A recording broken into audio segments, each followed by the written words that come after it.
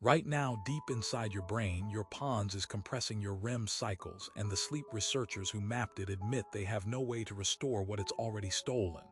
You felt fine when you woke up this morning, maybe a little groggy. Maybe you needed 2 coffees instead of one. You told yourself you slept. You counted the hours, 7 hours, maybe 8, but your pons doesn't count hours. It counts something else entirely, and by the end of this, you'll know the one intervention high performers use to make it stop. Here's what your body isn't telling you.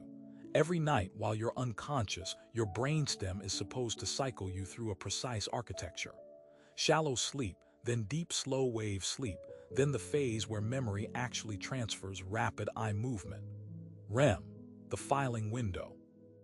That's when your brain takes what happened today and moves it from fragile temporary storage into long-term structure, into the you that wakes up tomorrow. It's not optional. It's not something you can catch up on over the weekend. Miss it, and the events of your day begin dissolving like words written in condensation on glass, and you never notice they're gone. Your pons is the switch that opens that window. A dense cluster of neurons no bigger than your thumbnail, sitting at the base of your skull where your brainstem meets your cerebellum.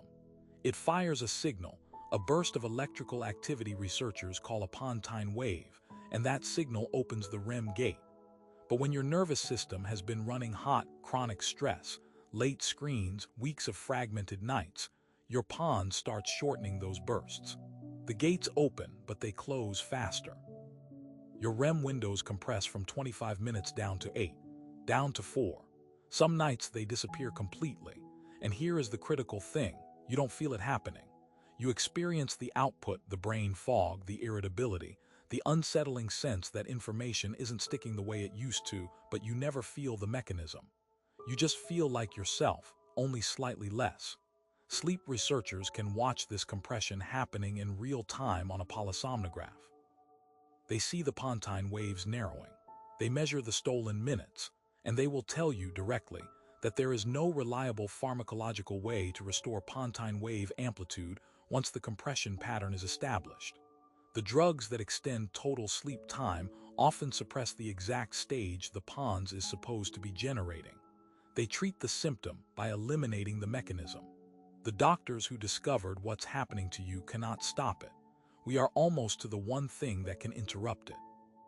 But first, and this is the part that doesn't appear in sleep hygiene articles, most people trying to fix their sleep are doing the single thing that makes pontine compression worse. They meditate before bed. They do guided body scans, progressive muscle relaxation, breathing exercises. They deliberately deactivate their nervous system in the hour before sleep. And for people whose sleep switch is already compressed, whose stress baseline is already elevated, that deliberate forced relaxation triggers a count response. The brainstem reads a sudden drop in arousal as a threat signal. It activates. The pons fires alert circuits instead of sleep circuits. You've experienced this. You have calmed yourself so thoroughly and so deliberately that you lay there completely awake. You were doing exactly what you were supposed to do, and it made it worse. Now here's what high performers, the ones who stumbled onto this through exhaustion and iteration, actually do instead. They don't wind down before sleep. They exhaust the system in one very specific, timed way. The pons is exquisitely sensitive to thermal load. Your core body temperature needs to drop approximately 1 to 1.5 degrees Celsius for the sleep switch to engage reliably. High performers have learned to force that drop by triggering a rise first. 10 minutes of physical effort, not a workout, not training, a fast walk, a flight of stairs, 15 push-ups, something brief that generates heat, ending exactly 90 minutes before you intend to sleep.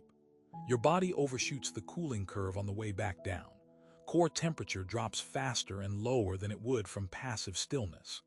The pons reads that slope as a biological green light. Pontine wave amplitude increases. The REM gates open wider and stay open longer. Your filing window expands. That's the rule, not meditation, not magnesium. Controlled thermal loading timed precisely to the pontine cooling window. Tonight, 90 minutes before sleep, you move. 10 minutes. Nothing heroic. Then stop and let the curve do the rest. The change you'll notice won't be in how you fall asleep. It will be in how you wake up sharper, with the strange sense that yesterday actually happened, that it went somewhere real inside you. But the pons is only one of 3 brainstem structures quietly reshaping your cognition without your knowledge. There is another region, even deeper, one that doesn't control how long your memory window stays open.